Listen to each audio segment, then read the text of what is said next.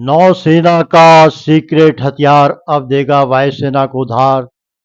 देश का नया एयर डिफेंस सिस्टम। भारतीय नौसेना का सीक्रेट हथियार VLSR सैम अब भारतीय वायुसेना की धार बनेगा। DRDO ने नौसेना के लिए बनाए एयर डिफेंस सिस्टम को अब वायुसेना के हिसाब से बदल दिया है, यानी अब इसका इस्तेमाल वायुसेना में भी कर सकती है। पड़ोसी मुल्कों के साथ चल रहे तनाव के बीच भारत सरकार ने तीनों सेनाओं के लिए अलग अलग हथियारों, यंत्रों और अन्य वस्तुओं की खरीद की अनुमति दे दी है। कुछ महीनों पहले DRDO ने भारतीय नौसेना के लिए VLSR सैम का सफल परीक्षण किया था। यह कम दूरी की सतह से हवा में मार करने वाली मिसाइल है, जिसे वर्टिकली लॉन्च किया जाता है। वर्टिकली लॉन्च करने की सुविधा इसे पनडुब्बी और जहाज में तैनात करने में मदद करती है, लेकिन वायुसेना के लिए यह सुविधा काम की नहीं थी।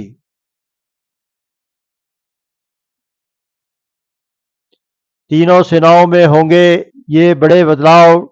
टैंक की जगह FRCV, 7 नए युद्धपोत, नए फाइटर जेट इंजन। भारत सरकार ने T-72 टैंक्स की जगह नए तोप लाने का फैसला किया। अब 1700 FRCV आएंगे।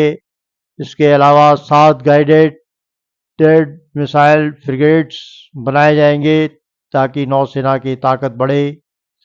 साथ ही वायुसेना के Su-30 MKI फाइटर जेट्स के लिए 240 एयर इंजन लाए जाएंगे।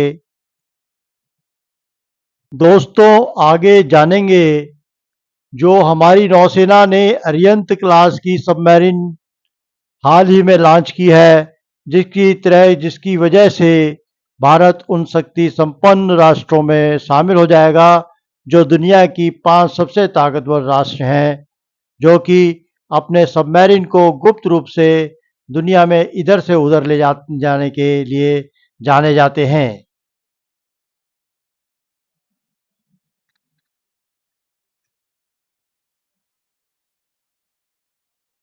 देर के अंदर ये पानी के भीतर छुप जाएगा। INS अरिहंत जो कि न्यूक्लियर पावर्ड सबमरीन है, इसकी बस यही विशेषता इसे दुनिया के सामने पूरी तरह से इनविजिबल बनाती है। क्या है ये पूरी जानकारी, डिटेल में समझने का प्रयास करते हैं। बस सुर्खियों पर नजर डाल लेते हैं कि इंडिया ने अपनी दूसरी न्यूक्लियर सबमरीन पाली है। दैट मींस ऑलरेडी हम लोगों के पास ऐसी एक सबमरीन है, यानी एक ऐसी सबमरीन जिसे दुश्मन पता नहीं लगा सकते। बड़ा सवाल है कि दुश्मन पता लगाते कैसे हैं। दुश्मन पता कैसे लगाते हैं, इसके लिए कई फिल्में बनी हुई हैं, लेकिन फिर भी जान लीजिए, जैसे हवाई जहाज जब उड़ करके आपके एयर क्षेत्र में आता है तो रडार यानी रेडियो डिटेक्शन एंड रेंजिंग तकनीक का उपयोग किया जाता है जानने के लिए। ऐसे ही पानी के भीतर अगर कोई भी ऑब्जेक्ट ट्रेवल कर रहा है तो साधारणतया सोनार का उपयोग किया जाता है, साउंड रेंजिंग का उपयोग किया जाता है, नेविगेशन एंड रेंजिंग का उपयोग किया जाता है पकड़ने के लिए कि कोई भी वस्तु पानी के भीतर तैर तो नहीं रही है, उसकी टक्कर से पता लगाया जाता है। ठीक है, अब बड़ा सवाल यह है कि सोनार से अगर पता लगाया जाता है, इनके बारे में पता लगाने की आप कह रहे हैं पता ही नहीं लगा पाएगा, दुश्मन को भी पता नहीं चलेगा, ऐसा क्यों कह रहे हैं? जनरली ऐसा होता है कि जब भी कोई सबमरीन या फिर कोई बड़ा जहाज पानी के ऊपर चल रहा होता है तो इसके इंजन की आवाज बहुत दूर तक सुनी जा सकती है। पानी के अंदर चल रहा कोई भी अगर मशीन अगर ट्रेवल कर रही है तो उसके चलने में एक मोटर का उपयोग हो रहा है, क्योंकि पानी में वो बहकर चल रही है, और जब वो बहकर चल रही है तो उसके अंदर की इंजन जो है उसकी आवाज को आप बहुत दूर तक ऑब्जर्व कर रहे हैं। तो दुश्मन सचेत हो जाता है कि पानी के अंदर छुप के कोई आ रहा है। स्वाभाविक सी बात है कि सबमरीन बनाई ही इसलिए जाती हैं ताकि दुश्मन को बिना बताए उसके क्षेत्र में घुसा जा सके, अदरवाइज तो पानी के ऊपर ही लेकर चले जाओ। भाई सबमरीन का सीधा सा उपयोग क्या है कि दुश्मन को ना पता चले कि आप उसके क्षेत्र में हैं। अगर पता ही चल जाए फिर तो पानी के जहाज में बैठ के ऊपर से ही जाओ। अच्छा, तो अब बड़ा सवाल यह है कि हमने अगर ऐसी सबमरीन बना ली है तो यह अपने आप में कोई बड़ी चीज है क्या? इतनी बड़ी चीज है, आप इससे समझकर देखिए कि एक टाइम पर ऑस्ट्रेलिया और फ्रांस ने, पिछले ही साल की बात है, मैंने इस पर सेशन भी किए हैं, ऑस्ट्रेलिया और फ्रांस ने ये एग्रीमेंट किया था कि लगभग $80 बिलियन में वो लोग 12 सबमरीन पाने वाले थे, ऑस्ट्रेलिया वाले फ्रांस से। लेकिन अमेरिका वालों ने आकर बीच में भांजी मार ली। अमेरिका और यूके वाले ऑस्ट्रेलिया के पास गए और कहने लगे कि आपको फ्रांस वाले तो डीजल इलेक्ट्रिक सबमरीन देंगे, हम आपको न्यूक्लियर कैपेबल सबमरीन देंगे, आइए आप हमसे न्यूक्लियर सबमरीन ले लीजिए, न्यूक्लियर पावर उतारा है। एक घातक न्यूक्लियर सबमरीन इंडियन नेवी के बेड़े में शामिल हो गई है। इसके बाद से पाकिस्तान और चीन जैसे देशों में खलबली मची हुई है। INS अरिहंत इंडियन नेवी की अरिहंत क्लास की दूसरी सबमरीन है। अरिहंत संस्कृत का शब्द है जिसका मतलब है दुश्मन का विनाशक। भारतीय नौसेना अपने हथियारों के जखीरे से INS अरिघात को शामिल कर लिया है। तो चलिए इस वीडियो में हम जानते हैं कि INS अरिघात की खासियत क्या क्या है।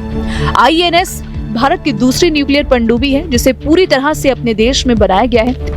ये पनडुब्बी रक्षा मंत्री राजनाथ सिंह की मौजूदगी में नौसेना में शामिल हुई। INS अरिघात हमारी वाटर सिक्योरिटी को यानी हिंद महासागर क्षेत्र में सुरक्षा प्रदान करेगा। साथ ही भारत की मैरीटाइम सुरक्षा को बढ़ाने के लिए एक घटक सुरक्षा घेरा बनाएगी। अरिघात उन इलाकों में भी पेट्रोलिंग करेगी जिसमें भारत की रुचि है। ये भारत की दूसरी न्यूक्लियर पनडुब्बी है जिसे पूरी तरह से अपने ही देश में बनाया गया है। ये पनडुब्बी रक्षा मंत्री राजनाथ सिंह की मौजूदगी में नौसेना में शामिल हुई। INS अरिघात हमारी वाटर सिक्योरिटी को यानी हिंद महासागर क्षेत्र में सुरक्षा तो प्रदान करेगा ही, साथ ही मैरीटाइम सुरक्षा बढ़ाने के लिए भी एक घटक सुरक्षा घेरा ये बनाएगा। हालांकि यहाँ आपको बता दें कि परमाणु मिसाइलों से लैस पनडुब्बी INS अरिघात को विशाखापट्टनम के जहाज निर्माण केंद्र पर एडवांस टेक्नोलॉजी वेसल यानी कि ATV प्रोजेक्ट के तहत बनाया गया है। ये अरिहंत क्लास न्यूक्लियर पावर से लैस सबमरीन है। परमाणु रिएक्टर से चलने वाली ये सबमरीन आम सबमरीन से तेज चल सकती है, यहाँ तक कि ये सतह पर चलने वाले जहाजों की रफ्तार की बराबरी भी कर सकती है। आप पनडुब्बियां जहां सिर्फ कुछ घंटों तक ही पानी के नीचे रह पाती है, वहीं ये पनडुब्बियां महीनों तक पानी में रह सकती है। भारत ने दूसरी न्यूक्लियर पनडुब्बी INS अरिघात को कमीशन कर लिया है। इसमें 750 किलोमीटर रेंज के K-15 मिसाइलें होंगी। ये चीन के समुद्री विस्तार पर लगाम लगाने के मद्देनजर बनाई गई हैं। भारत ने 2 नए परमाणु पनडुब्बियों के निर्माण की योजना भी बनाई है जो 1 दशक में तैयार होंगी। भारत में 2 और न्यूक्लियर पावर अटैक सबमरीन के निर्माण से प्रोजेक्ट को भी अंतिम मंजूरी मिलने वाली। अब ऐसे में इंडियन नेवी ने जब से अपने खेमे में पनडुब्बी को शामिल किया है तब से चीन और पाकिस्तान जैसे दुश्मन देशों की नींद उड़ी हुई है। और चीन जो कि अपने आप को बहुत बड़ा समझता है, वो चीन अब घुटनों पर आ सकता है। तो फिलहाल इसको लेकर आपकी क्या राय है, आप क्या सोचते हैं? आप अपनी राय हमें कमेंट सेक्शन में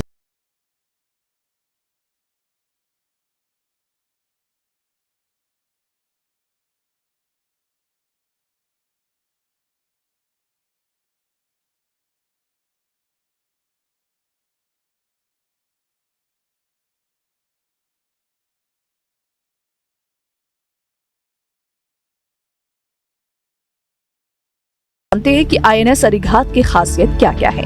INS भारत की दूसरी न्यूक्लियर पनडुब्बी है जिसे पूरी तरह से अपने देश में बनाया गया है। ये पनडुब्बी रक्षा मंत्री राजनाथ सिंह की मौजूदगी में नौसेना में शामिल हुई। INS अरिघात हमारी वाटर सिक्योरिटी को यानी हिंद महासागर क्षेत्र में सुरक्षा प्रदान करेगा। साथ ही भारत की मैरीटाइम सुरक्षा को बढ़ाने के लिए एक घटक सुरक्षा घेरा बनाएगी। अरिघात उन इलाकों में भी पेट्रोलिंग करेगी जिसमें भारत की रुचि है। ये भारत की दूसरी न्यूक्लियर पनडुब्बी है जिसे पूरी तरह से अपने ही देश में बनाया गया है। ये पनडुब्बी रक्षा मंत्री राजनाथ सिंह की मौजूदगी में नौसेना में शामिल हुई। INS अरिघात हमारी वाटर सिक्योरिटी को यानी हिंद महासागर क्षेत्र में सुरक्षा तो प्रदान करेगा ही, साथ ही मैरीटाइम सुरक्षा बढ़ाने के लिए भी एक घटक सुरक्षा घेरा ये बनाएगा।